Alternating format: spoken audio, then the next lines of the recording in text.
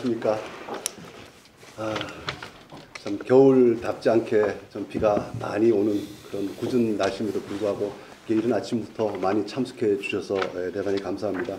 그리고 참석하신 여러분 모두 뜨겁게 환영합니다. 바쁘신 중에도 귀한 시간을 내주신 유홍림 총장님 그리고 김성규 부총장님께도 감사드리고 소개를 극구 사양하셨지만 또 사회대 권영기 교수님도 이 자리를 해주셨고 그리고 박태균 전 국제대학원 원장님 자리해 주셔서 감사합니다. 특히 오늘 이 국제학술대회가 개최될 수 있도록 지원해 주시고 또 먼 길을 마다하지 않으시고 참석해 주신 우리 김성애 여사님께 깊이 감사드립니다. 김성애 여사님의 따님이신 그 한국콜마 B&H 윤여원 대표님은 참석하지는 못하셨는데 대신에 참석자들께 드리라고 선물을 보내오셨습니다. 제가 감사 인사를 드리긴 했습니다만 이 자리를 빌려서 다시 한번 감사드립니다.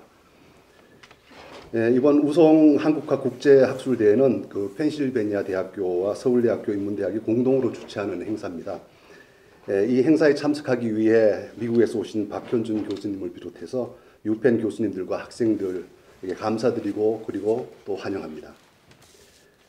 오늘 기조 발표를 맡아주신 이석재 선생님과 18분의 발표자 그리고 토론과 사회를 맡아주시는 선생님들께도 역시 감사드립니다. 오늘 행사를 여러 달 전부터 준비하시느라고 고생하신 조직위원회 위원장 안지현 선생님 그리고 조직위원님들 정길수, 이동원, 이상엽 선생님께도 감사드립니다. 2012년에 시작된 우송 한국학 국제학술대회는 2019년에 마지막으로 개최된 이후로 코로나 사태 때문에 아까 정효근 부학장님이 설명하셨습니다만 3년간 중단됐다가 올해 다시 재개됐습니다. 올해가 이제 제9회가 되겠습니다. 이 우송 한국학 국제학술대회는 그 우송 김학봉 회장님의 따님이신 김성애 여사님께서 기부하신 기금으로 운영되고 있습니다. 우송 김학봉 한영유업 회장님은 안타깝게도 9년 전에 99세의 연세로 작고를 하셔서 제가 아쉽게 찾아뵙지는 못했습니다만은 회장님은 1986년에 우송장학회를 설립하시고 2004년에는 우송복지재단을 설립하셔서 사회봉사를 실천한 훌륭한 기업인인 것으로 알고 있습니다. 김성애 여사께서도 다양한 기부활동을 하고 계셔서 선친의 높은 뜻을 이어받고 기리기 위해 우송 한국학 기금을 출연하셔서 우송 한국학 국제학술대회가 시작될 수 있었습니다. 역시 구전여전이라 이렇게 생각을 합니다.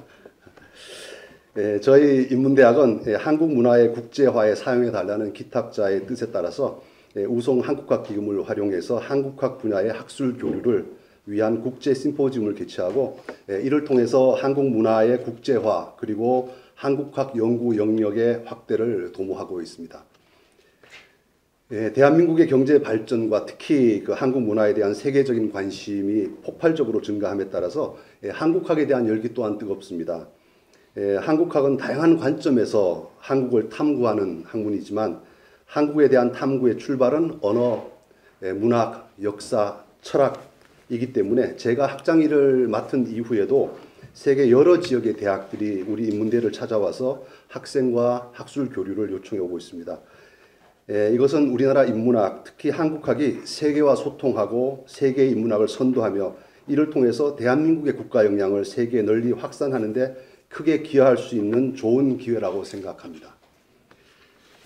우송 한국학 국제 심포지움의 운영 방침에 따라 한 해는 국내에서 그리고 다음 해에는 해외에서 학술대회를 개최하는데 내년에는 유펜에서 이 학술대회가 개최됩니다.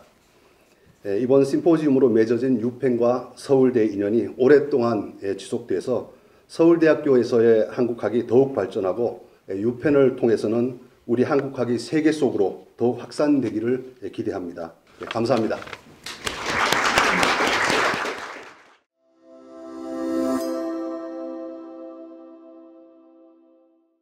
우선 이렇게 뜻깊은 그 행사가 아까 강 학생님께서 말씀하셨지만 가능할 수 있도록 그 인문학에 대한 또 특별한 그 애정을 가지시고 이렇게 후원을 해주신 그 김성애 여사님께 우선 감사드립니다. 그리고 오늘 이 국제학술 대회는 그 인문대하고 그 유펜의 그 한국학연구소가 같이 공동으로 그 계획을 했다고 들었습니다. 그래서 또 유펜에서 멀리 오시고 또 이렇게 같이 준비하고 참여해주신 그 모든 발표자 그리고 참여 대학원생 모든 분들께 깊이 감사드립니다.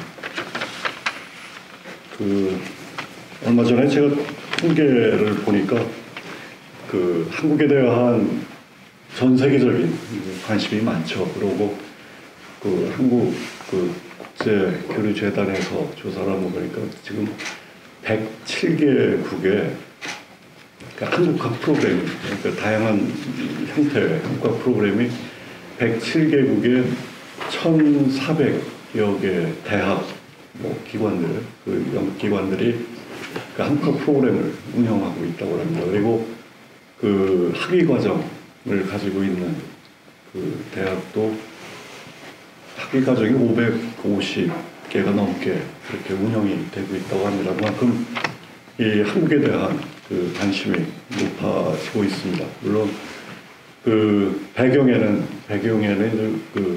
한국의 독특한 역사 그리고 문화 발전 이러한 배경에서 이러한 관심이 전 세계적으로 높아지고 있다고 생각을 합니다.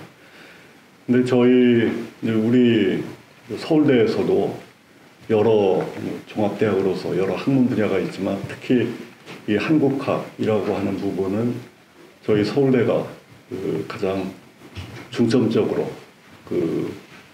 투자도 해야 되고 활성화해야 되는 분야입니다. 그리고 한국학의 중심에 아까 강창 학장님 말씀하셨지만 인문학이 중심에 있습니다. 우리의 역사 그리고 언어, 문화 그리고 사상 넓은 의미의 역사와 문화를 이해해야지 우리가 한국이 과연 어떤 실체인가, 한국의 정체성이 무엇인가를 알 수가 있습니다. 근데 저희가 현대 한국을 볼 때 우리 스스로도 과연 한국의 정체성이 무엇인가 큰 질문입니다. 거기에 대해서 이렇게 쉽게 답하기가 어렵습니다. 그만큼 우리 한국에 그때 2002년 월드컵 때인가요? 다이내믹 코리아라고 하는 모토가 있었는데 우리 스스로가 보기에도 놀랄 만큼의 어떤 격동, 변화를 겪어왔고 그리고 과정에서 지금은 GPS 코리아라고도 얘기를 해요. 글로벌 피보털 스테이트, 그래서 글로벌 중추국가라고 하는 하나의 자랑스러운 정체성이 모토화돼서 언급이 되고 있습니다. 그런데 과연 우리가 살고 있는 한국의 어떤 곳인가, 그리고 어떤 이 하나의 아이덴티티를 가지고 있는가는 저도 관심이 있어서 많이 생각을 하지만 쉽지가 않습니다. 우리가 한국이라고 하는 정체성의 본질주의적인 접근은 지금은 어려운 상황이고 우리가 좀 더 구성적으로 그리고 저는 그것을 일종의 홀리스틱 그리고 홀로그램 어프로치라고 저는 생각을 하는데 홀로그램이 이렇게 다양한 각도에서 빛을 비춰져서 이 하나의 형상이 그려지는 그러한 어떤 한국의 정체성이 그런 모습이 아닐까 생각을 합니다. 근데 그러한 홀리스틱 홀로그램 어프로치를 하는 데 있어서는 그동안 인문대에서 많은 역량을 축적해 오신 교수님들 그리고 연구자분들의 역할이 그만큼 중요하다고 생각을 합니다. 그리고 나아가서 전체 서울대 내 다양한 학문 영역에서도 다양한 퍼스펙티브에서의 하나의 빛이 이렇게 모아지는 그런 과정이 필요하다고 생각을 합니다. 그리고 그것이 어떻게 보면 우리 우성 한국학 사업에 지금 10여 년 이렇게 지속이 되었고 앞으로도 지속이 되겠지만 저희 서울대 전체 차원에서도 이 한국학에 대한 더 적극적인 지원 그리고 그러한 노력을 같이 힘을 모으도록 하겠습니다. 오늘 이 뜻깊은 행사에 참여해 주신 모든 분들께 감사드리고 그 개최를 축하드립니다. 감사합니다.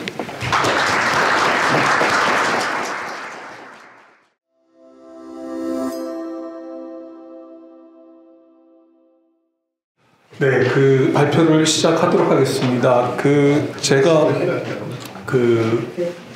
강창호 선생님 모시기 전에 학장 시작하면서 우리가 하고 있는 이 작업, 이 인문학의 작업 혹은 한국학과 관련된 작업이 어떻게 생각돼야 될지에 대한 그런 고민을 좀 하면서 신한국 인문학이라고 하는 그런 어떤 새로운 말을 한번 만들어 봤어요. 말을 만들어 봤는데 말 만드는 것까지는 쉬운데 말을 만들고 나니까 그게 뭐냐라는 얘기를 굉장히 많이 들었어요. 그래서 저도 말을 만들 때는 어떤 생각이 있었던 것 같은데 또 실제로 또 제시를 해보려니까 쉽지가 않아서 그거를 갖다가 이렇게 좀 형상화를 하려고 하는 노력 끝에 나온 결과가 오늘의 발표고, 이 발표는 이번에 학장님께서 인문학을 소개하는 그 책을 준비하고 계시는데 거기에도 포함이 될 내용인데 그 내용을 중심으로 해서 한번 만들어 봤습니다.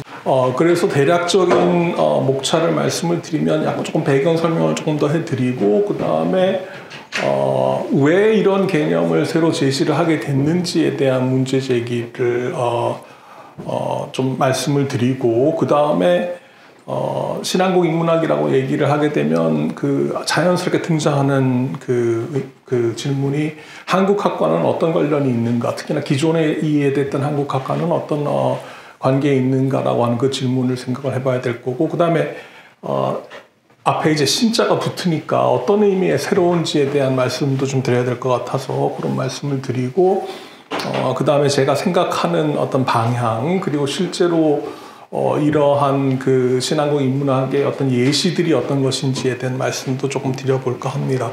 너무 반가운 일은 오늘 이번 학회에서 컨퍼런스에서 발표가 될 논문들을 보니까 제가 상상했던 것보다 훨씬 더 제가 생각해왔던 그런 취지의 논문들이 발표가 되고 있어서 이것이 지금 실제로 지금 벌어지고 있는 일이구나라는 그런 반감을 느꼈습니다. 2021년 2월에 저희가 처음 시작을 하게 됐는데, 그때 어떤 일을 시작을 했냐면 코로나 기간이었고 선생님들이 만나지를 못하고 하니까 너무 교류가 없고 이 전체 학교 분위기가 좀 인문대가 좀 정체되어 있다는 느낌이 들어서 인문대 선생님들이 어떤 연구를 하고 있는지를 갖다가 저희가 데이터베이스를 해서 우리 부학장 안지영 선생님을 비롯해서 우리 부학장님들이 노력을 해주셔가지고 공통 관심사가 있는지를 갖다 크로스 리스팅을 했습니다. 그래서 그 주제를 데이터베이스를 뽑아보니까 대략 한 7개 정도의 주제가 등장을 해서 제가 나중에 소개를 시켜드릴 텐데, 그게 이제 우리가 가지고 있는 어떤 공통의 관심사의 출발인 것 같아서 서로 이것을 기반으로 해서 얘기를 좀 나눠보자. 유편에서 오신 분들도 아시겠고 또 한국에서 계신 분들도 아시겠지만 한국은 이렇게 자기 전공 속에 이렇게 있는 경향이 굉장히 강하지 않습니까? 그래서 좀 넘나들어서 얘기하는 걸 갖다가 조금 불편해하기도 하고 좀 해서는 안 되는 일이라고 생각하기도 하는 것 같아서 그 경계를 좀 허물려고 노력한 끝에 이 새로운 기획의 심포지움을 했고, 그래서 총 한 70분 정도 우리 인문대 선생님들이 180, 190여 분 정도 되는데 총 70에서 80여 분이 참여를 했고, 집담회가 온라인 오프라인으로 해가지고 한 40에서 50회 정도 열린 정도로 나름대로 활발하게 진행이 됐었습니다. 이제 그때 그 이름을 이렇게 기획을 할 때 이제 신한국 인문학이라고 하는 그런 개념을 제시를 했고요. 저는 서울대학교 온 지는 이제 13년이 됐는데 2010년에 한국에 처음 왔을 때 뭔가가 제가 설명을 할 수는 없고 어떻게 이렇게 개념적으로 포착은 하기는 어렵지만 한국의 인문학이라고 하는 것이 갖고 있는 나름대로의 독특함이 있다라는 느낌을 계속 받아왔고 현재도 느끼고 있는데, 이제 이거를 어떤 방식으로든지 표현을 했으면 좋겠다라는 그런 내적인 개인적인 취지도 있습니다. 그리고 또 다른 한편으로는 세계 곳곳에서 인문학이라고 하는 것이 갖고 있는 그 위상이 굉장히 복잡하고 긍정적인 면도 있고 또 부정적인 면도 있는 상황에서 새롭게 한번 다짐을 하는 동시에 출발을 해야 되지 않겠나라는 그런 생각에서 이 개념을 이제 생각을 한번 제시를 해보려고 했는데 이런 취지는 그렇다 쳐도 이제 도대체 무엇이냐라는 질문이 여전히 남아 있는 것이죠. 그래서 이제 질문은 사실 두 개죠, 그죠? 하나는 뭐가 새로우냐라는 질문이고 또 하나는 이제 한국과는 어떤 관련성이 있느냐 이 두 가지여서 제가 나름대로 제 말씀을 드려보겠지만 한 시간 동안 이 말씀 듣기는 너무 길고요. 그러니까 제가 목표는 38분인데 한 40분까지 할지도 모르겠어요. 근데 그 다음에는 이제 신랄하게 비판도 해주시고 질문도 해주시면 감사하겠습니다. 그래서 첫 번째 질문은 다뤄야 될 것은 이제 무엇이 새로운가 그리고 새로워야 되느냐라는 그 질문부터 우리가 한번 다뤄봐야 될 것 같고 그 다음에 왜 한국 인문학이냐 한국자는 여기에 왜 붙느냐라는 것도 한번 같이 생각을 해봐야 될 것 같습니다. 일단 왜 새로워야 하는가, 새로운 어떤 모델을 제시해야 될 이유는 무엇인가라는 질문에 대해서는 지금 인문학을 둘러싼 그 상황이 굉장히 역설적이라는 생각을 했습니다. 그러니까 첫 번째는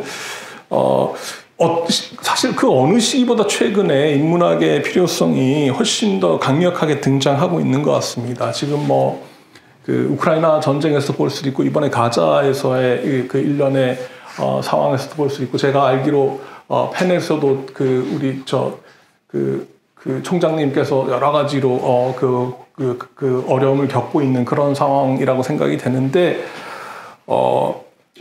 인류가 엄청나게 오랫동안 살아오면서 과학기술은 엄청나게 발전을 해왔지만 여전히 우리가 2500년 동안 된 그 오래된 동일한 형태의 전쟁과 갈등을 겪고 있기 때문에 인문학적 통찰이 어느 시기보다 중요하다는 그런 생각이 들고 이 프리 스피치나 그죠 그 기본적인 어떤 이런 의견을 갖다 개진할 수 있는 그 장을 갖다가 어떻게 확보를 하는 것이 좋을 것이냐라고 하는 그런 논의들은 여전히 지금 뜨겁게 진행이 되고 있지 않나라는 그런 생각이 듭니다. 그래서 전통적인 차원에서 인문학이 해줘야 될 답들이 여전히 많이 남아 있는 것이 아닌가라는 생각이 들고 또 하나는 이제 새로운 기술 발전이 새로운 기술들이 막 등장하고 있는 상황이니까 이 상황에서 또 새롭게 제기되는 문제들이 있죠. 제가 가끔 철학을 소개하는 대중 강연을 할 때가 있는데 이제 그때 드는 예인데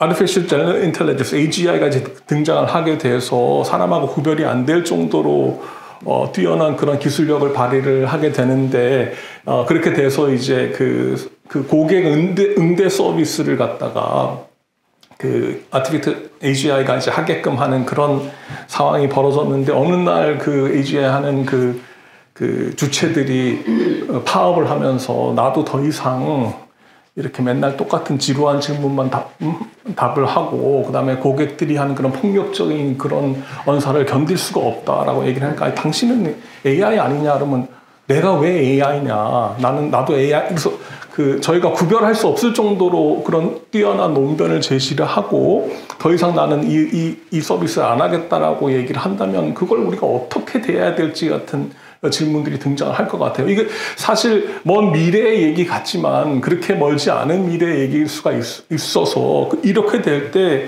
새로운 기술과 새로운 과학이 등장하게 되는 이 상황에서 우리가 어떤 식의 방향을 잡아야 될 것인가에 대한 그런 논의도 지금 현재 많이 필요한 것이 아닌가 싶습니다. 근데 반면에 이제 제가 이런 얘기를 아까 말한 이 외부 강의에서 하게 되면 그럼 교수님 근데 인문학자들이 한 2500년 동안 고민을 했는데 별 발전이 없네요. 그리고 어떻게 하라는 대책이 별로 없으니까 이건 그만하셔도 되는 거 아닙니까라고 하는 그런 냉소적인 태도와 이 인문학의 어떤 효력에 대한 그런 의구심도 많은 것 같고 사실 취직이나 이런 세상 사는데 큰 도움이 안 된다라고 생각하고 있기 때문에 사회적 냉대도 굉장히 크죠. 펜에서 오신 분들도 들어보셨겠지만 문송합니다라는 표현 아세요? 다 아시죠? 예, 문과라서 죄송합니다라는 표현도 있고 제가 어디 보니까 요즘은 이제 유지가 안 되는 것 같은데 University of Florida에서 Humanities를 전공을 하게 되면 등록금을 조금 더 낸다 그러더라고요. 한 2,300불에 지금은 아닌 것 같아요. 제가 최근에 보니까. 근데 그러니까 그 쓸데없는 학문을 하는 거에 대한 그 범칙금이 있긴 있었어요. 그건 확실한데 그런 경향이 있게 되면 이게 그러니까 필요성과 중요성을 강조하는 동시에 정말 필요 없고 하지 말자라고 하는 그러한 상황에서 이제까지 해온 인문학 중요해. 인문학은 정말 중요합니다 하고 막 소리치고 책상을 두드리고 하는 방식으로는 우리가 나아갈 수 없다라는 생각에서 이 새로운 어떤 정당성을 확보해야 된다라고 하는 그런 필요성이 생각을 하게 됐고요. 그 다음에 이제 왜 한국 인문학이어야 되느냐, 그 새로움에 대한 정당성을 넘어서서 두 번째 질문인 왜 한국 인문학이어야 되느냐라는 질문에 대해서는 한국이라고 하는 현상에 대해서 그 외부에서 굉장히 많은 관심을 가지고 여러 가지 얘기를 하고 있지만 사실은 이제 안에서 그죠? 이 안에서 하는 어떤 내부적인 자기 반성도 필요하지 않나라는 그런 생각이 듭니다. 아니 그걸 안 해왔다라는 말씀은 아닌데 조금 더 명시적으로 구체적으로 우리가 여기 설명을 해야 되는 그런 상황이 아니라는 생각이 들고 그 역사적으로 꽃을 피운 인문학들을 보게 되면 대체적으로 이런 자기 반성을 동반을 했던 것 같아요. 그러니까 이게 뭐 그리스가 됐던 춘추전국 시대 중국이 됐던 르네상스 이탈리아가 됐든지 간에 인문학적 작업을 세계와 인간과 역사를 갖다 이해하려고 하는 그 작업을 하는 동시에 이 작업을 하는 것 자체의 의미가 뭔지 이 시대적 맥락 이 환경 속에서 이게 어떤 의미를 지니고 있는지라고 하는 자기 반성, 이 셀프 리플렉션이 같이 들어갈 때 그 인문학의 수준이 훨씬 세련되고 또 보편성을 획득할 수 있지 않겠나라는 생각이 들어서 저희도 지금 그거를 해야 되는 그런 상황이 아닌가 싶은데 저는 재미있는데 재미있는 점은 이 자기 반성이 일어날 때의 그 시대적 상황과 그 지리적 상황, 그 다음에 정치 문화적 상황이 각각이 독특하기 때문에 그 같은 문제를 고민하더라도 그 자기 반성의 결과가 새롭습니다. 그래서 그것이 이 기여를 하는 바이고, 그래서 뭐 우리가 여전히 플라톤을 읽고 유리피데스를 읽고, 그다음에 장자, 노자를 보고, 그다음에 그 르네상스 작가들의 그 작품들을 보고 있는 것이 아닌가라는 그 생각을 해보고 있습니다. 근데 우연히 왜 그런지는 잘 모르겠지만 아까 뭐 총장님도 여러 가지 뭐 역사적 경제 발전 이런 걸 했지만 이제 이 신한국 인문학을 하게 되면서 저희가 이제 설명을 해야 되는 요소 중에 하나일 것 같은데 왜 21세기 한국에서 이렇게 발신하고 있는 이 내용이 이렇게 호응을 받고 있는지에 대한 내부적 진단하고 반성이 필요하지 않는가. 그래서 이제 크게 이 두 측면에서 신한국 인문학을 갖다가 모티베이트하는, 동력을 제공을 하는 그런 근거를 제시를 해봤습니다. 근데 이제 필연적으로 제기가 되는 질문이 신한국 인문학이니까 이게 이 신한국 인문학은 한국학인가라고 하는 그 질문, 그 한국학과 어떤 관련이 있느냐라는 질문이 있는데 여기에 대해서는 다음과 같은 말씀을 좀 드리고 싶어요. 기존에 한국학이라고 하는 그 분야가 굉장히 좁게 이해가 됐던 것 같아요. 그래서 뭐 국어학이나 그 말씀하니까 우리 박진호 국어학 선생님이 들어오셨는데, 네. 국어학, 국문학 혹은 한국사, 한국철학과 같이 이렇게 굉장히 좁게 이해가 됐고, 그러니까 뭐 동문학이나 초기 기독교사 같은 경우에는 국학이 아니니까 한국 인문학은 아니지만 인문학이다라고 그렇게 생각이 됐던 것 같아요. 그러니까 인문대학은 한국학과 비한국학으로 이루어진 그러한 대학이고 그러한 전공이 아닌가라는 생각이 들었는데 이 구분이 굉장히 인위적이고 지금 한국을 살아가고 있는 사람들에는 좀 적절치 않다라는 생각이 들어서 이 구도를 탈피하고자 하는 것이 신한국 인문학의 취지 중에도 하나입니다. 그래서 사실 뭐 죄와 벌 그리고 좀 자유로운 그런 삶, 자연으로 돌아가고자 하는 그런 삶을 저희가 뭐 중국 사람이 아니기 때문에 안 하는 것이 아니라, 그리고 러시아 사람이 아니기 때문에 안 하는 것이 아니라 어찌 보면 그들보다 훨씬 더 치열하게 하고 있는 그런 상황이고, 설 연휴가 곧 다가올 텐데 예전에는 그 설이나 추석이 되면은 막 3박 4일 고향에 가서 거기서 짐을 빼고 그냥 다시는 내년엔 오지 말아야지라는 생각이 들 정도로 이렇게 가족과 지나치게 오랜 시간을 갖다 가져야 된다라고 하는 것이 저희의 어떤 그 전반적인 태도와 가치였다면 지금은 가서 그죠 뵙고 인사드리고 그 다음에 나머지 시간은 내가 내 자아 실현을 위해서 혹은 내가 나의 그 발전을 위해서 쓰겠다라고 하는 이런 태도는 이미 그 한국인이라고 하는 그 사람들의 정체성 속에 이게 동서양이 분리가 돼 있지 않고 그 옛날과 지금이 분리가 되지 않고 막 섞여 있는 것을 갖다가 드러내주는 것이 아닌가 싶습니다. 당연한 말씀이지만 이것을 우리가 받아들이고 이거에 근거해서 우리가 인문학을 생각을 해야 되지 않겠나라고 하는 것이 그 생각입니다. 그래서 그 신한국 인문학은 지역학을 표방하려고 해도 지역학으로 머물지를 못하고 있는 이유가 있는데 이제 진짜 우리가 현대 한국을 갖다가 관심 대상으로 가지는 순간에 이미 세계가 한국 속에 들어와 있습니다. 그러니까 이게 지역학으로만 남아 있을 수 없는 그 근본적인 이유가 아닐까라는 생각이 듭니다. 그래서 제가 다른 표현을 찾아보려고 노력을 너무 식상한 표현이기 때문에 용광로인데 그래서 혹시 있으면 제안을 해주시면 대단히 감사하겠습니다. 그러니까 물리적인 어떤 컴비네이션이 아니라 그저 어떤 화학적인 변화가 일어나는 그런 장소로서의 용광로라고 하는 비유를 말씀을 드리는데 이게 사실은 인문학자들한테는 굉장히 큰 행운이죠. 왜냐하면 인문학자도 사람이다 보니까 자연스럽게 자기 자신이 처한 위치와 자기 자신이 처한 그 상황에 관심을 갖게 되고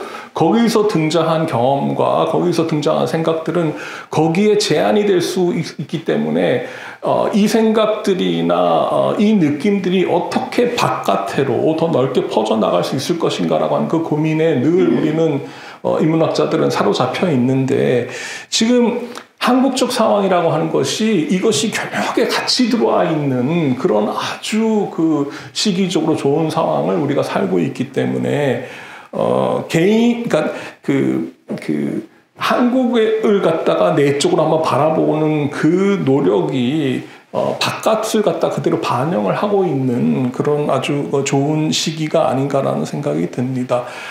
그래서 궁극적으로는 왜 이 시기에 지금 이런 일들이 가능한지를 갖다가 생각을 해보고 나름대로 설명을 하려고 하는 노력들이 신한국 인문학에서의 결정적인 어떤 계기가 되지 않겠나라는 생각이 들고 이런 점에서 한국학과의 관계가 설정이 돼야 되지 않겠나라는 그런 생각입니다.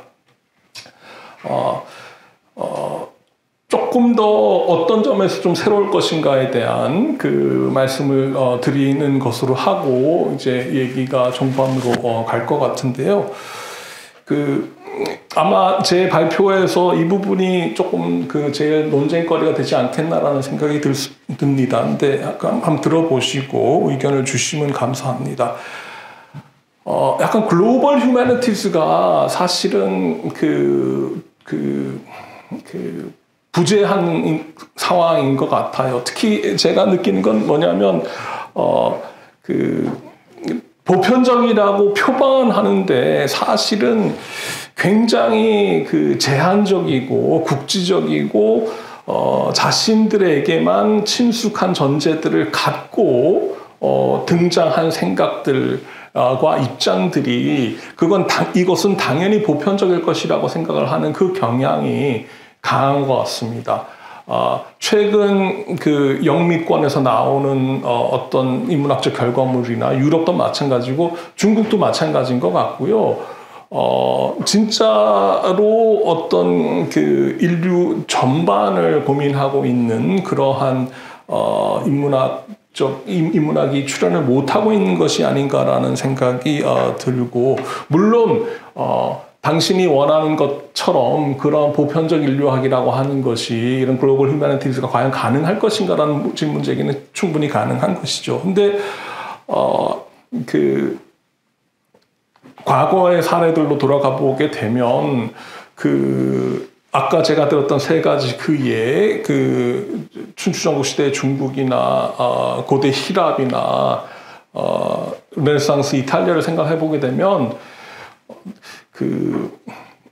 제가 바라는 종류의 보편성은 확보를 하고 있다는 느낌이 들어서 그 점에서 지금 현재에 등장하고 있는 이 논의들은 그 정도의 수준의 보편성을 띠지를 못하고 있다는 생각이 들고, 이것과 연관된 사안인데 저는 인문학이 기본적으로 보편학문이고 어떤 객관성을 갖다가 담보하는 것이라는 생각이 있습니다. 이 생각은 아마 여기 계신 여러 인문학자들하고 좀 굉장히 다른 생각일 수가 있을 것 같은데,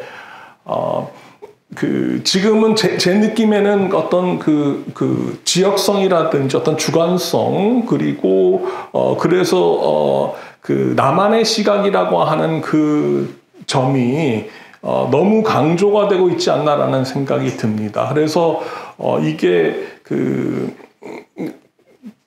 제가 기회가 되면 이제 조금 더 자세하게 이 논변을 갖다가 제시할 수 있는 기회를 찾고 있는데, 이러한 경향이 어떤 상대주의적인 입장의 강화로 등장하고 있는 것이 아닌가. 그래서 이 두 가지가 연결이 되어 있다는 생각이 들어서 이 두 가지를 조금과 다른 방향을 추구한다는 점에서 새로운 인문학적 모색이 되지 않겠나라는 생각이 듭니다. 한국 인문학은 말씀드렸지만 시대 정신과 요구에 조금 요구에 대한 반성이 좀 부족했다라는 말씀을 드렸고, 저희가 기여한 바도 많지만 이제까지 해왔던 방식대로 해야 된다라고 하는 생각이 너무 강했던 것 같아요. 그래서 필요한 변화에 대응을 못하지 않았나라는 그런 생각이 들고, 아까 말씀드린 것처럼 여러 가지 시대적 상황과 맥락은 있겠지만 그러니까 한국적인 것이라고 하는 데는 이해가 굉장히 좁게 설정이 돼서 우리를 가뒀던 것이 아닌가라는 생각이 듭니다. 그래서 제가 생각하는 네 가지의 표지석, 그러니까 신한국 인문학이 무엇인지를 갖다 규정을 해줄 수 있는 네 개의 표지석이 있는데, 하나는 이제 객관성과 보편성이라고 하는 표지석인데, 우리가 각자 다른 방식으로 살고 다른 위치를 차지하고 있고 다른 생각을 가지고 있지만, 이 사실들 자체는 주관적인 사실이 아니라 객관적인 사실이라는 점에 저는 착안을 하고 있습니다. 그러니까 지금 이 얘기를 들으면서 저 사람 도대체 무슨 얘기를 하고 있는가라고 하는 생각이 든다는 그것 자체가 이 세계를 구성하고 있는 객관적인 사실이며, 그것들을 우리가 다 이렇게 꺼내서 같이 얘기를 할 때 어떤 보편적 시각이라고 하는 것이 등장할 수 있지 않겠나라는 그런 생각이고요. 이것과 연관되어 있지만, 그러나 이 보편성과 객관성은 모두에게 적용이 된다는 의미의 보편성과 객관성은 아니고 각자의 시점에서 고유하게 바라보고 있다는 사실을 저희가 잊어서는 안 된다는 점에서 어떤 유니크니스를 강조를 하고 싶고요. 그 다음에 아까 어떤 글로벌 휴머니티스의 부족에 대한 생각에서 나온 생각인데, 너무나 이제까지의 담론이나 논의가 한쪽에서만 얘기를 하고 이쪽에서는 그냥 듣거나 쫓아가고 있는 그 부분이 좀 마땅치가 않아서 모두가 참여를 해서 활동을 하고 자기의 시점과 시좌에서 나오는 얘기를 갖다가 전달을 하고자 하는 그 노력이 필요할 것 같다라는 거고, 마지막은 이게 다 연결이 되어 있다라는 사실, 그래서 이 연결을 갖다가 우리가 중시를 해야 되지 않겠나라고 하는 게 그 네 가지의 표지석입니다. 그러면 이렇게 신한국 인문학을 갖다가 이해를 하게 되면 자연스러운 함축들이 좀 있는데, 이제 우리는 이 작업에 그냥 바라보는 사람이 아니라 실제로 참여를 하고 입장을 내고 의견을 개진함으로써 어떤 기여를 할 것인가라는 그 고민을 해야 되고, 그 다음에 우리의 기여의 고유함이 무엇인가에 대한 그러한 생각을 우리는 늘 가지고 있어야 되고, 그 다음에 이 기여가 단지 나는 이렇게 생각해라는 의미가 아니라 이 생각이 갖고 있는 보편적 함의가 무엇인지를 같이 고민을 해야 된다라는 생각이 들고, 이 고민들을 했을 때 우리가 어떻게 연결이 되어 있는지에 대한 그 상황까지 생각을 해야 되지 않겠나. 요 네 가지들이 같이 가는 인문학이 되어야 되지 않겠냐라는 생각이 들어서, 신한국 인문학은 자기 반성을 통해서 우리의 고유함이 갖고 있는 보편성의 발견인데, 미발견인데, 그러니까 그냥 보편성이 그렇게 많지 않다는 걸 발견할 수도 있어요. 그죠? 아직 해보질 않았으니까. 그러니까 이게 뭐 갑자기 보편성의 보석이 확 떠오른다, 이걸 전제하면 안 되고, 이 노력을, 보편적인,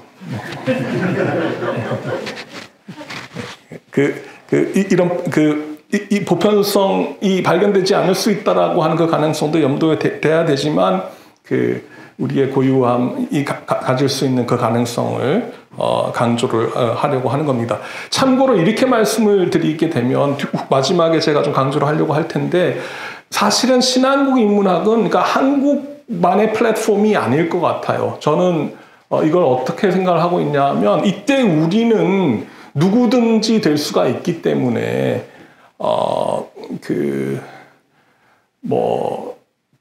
이제까지 세계 인문학 논의에 참여를 하지 못했던 주체들이 있다면 그 주체들도 동일한 이 큰 포뮬라죠, 그죠? 자기 반성을 통해서 우리의 고유함, 그러니까 뭐 베트남에서도 할 수 있는 일이고, 그죠? 두바이에서도 할 수 있는 일이고, 각각이 갖고 있는 그 고유함이 어떤 보편성을 갖고 있는지를 발견을 하고 그거를 설득을 시키는 그 플랫폼이 될 수 있다라는 그런 생각이 듭니다.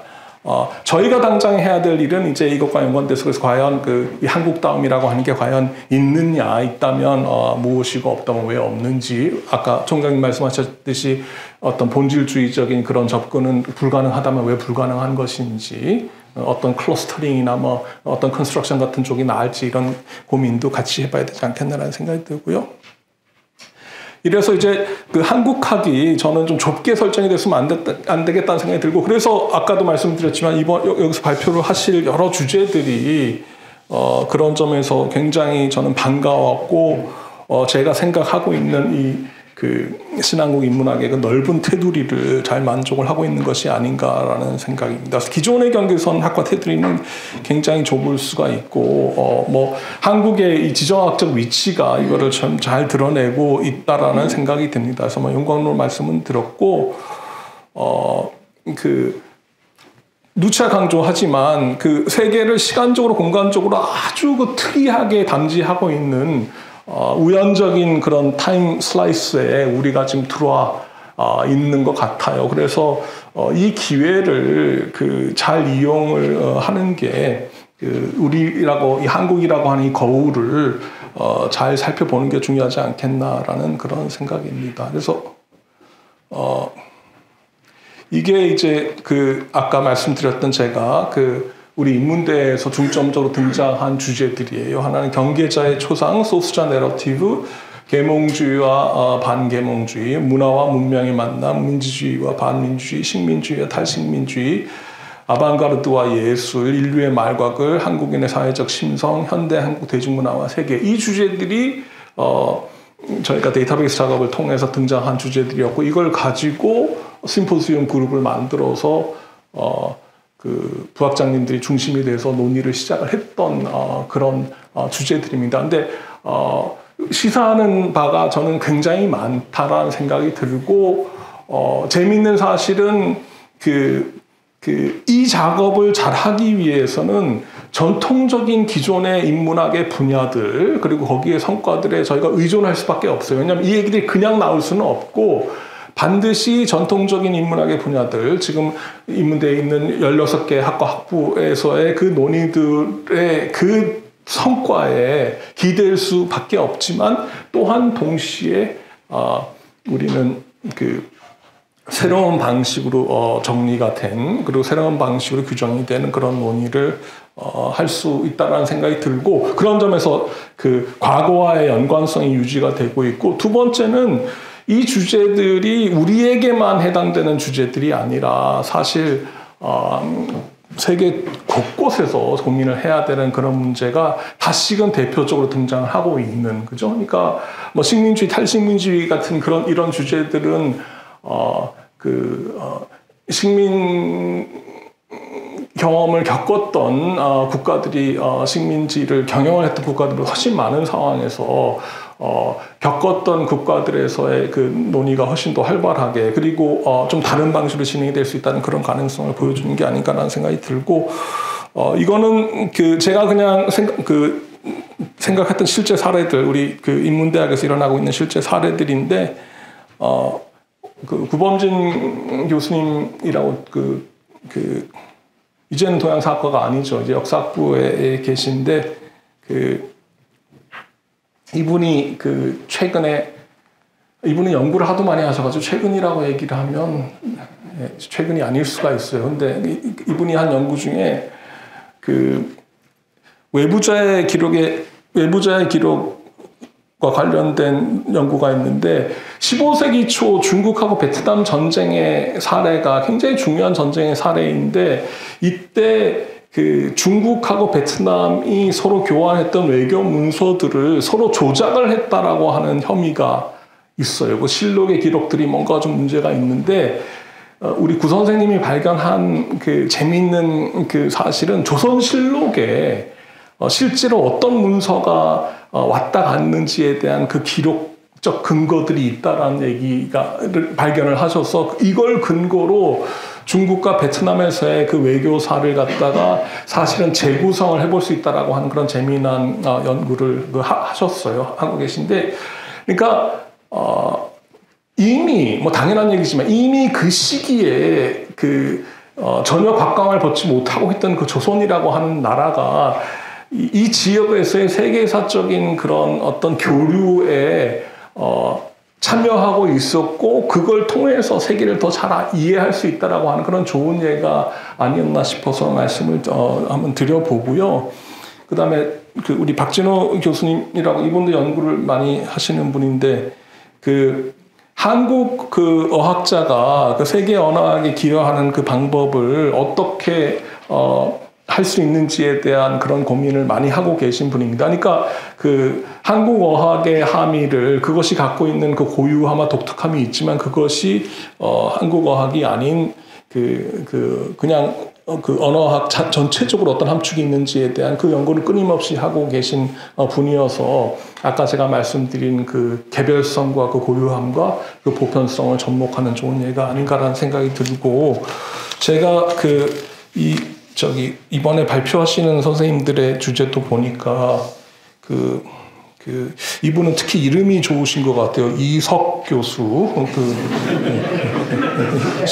식민지 조선의 스포츠를 보는 새로운 관점.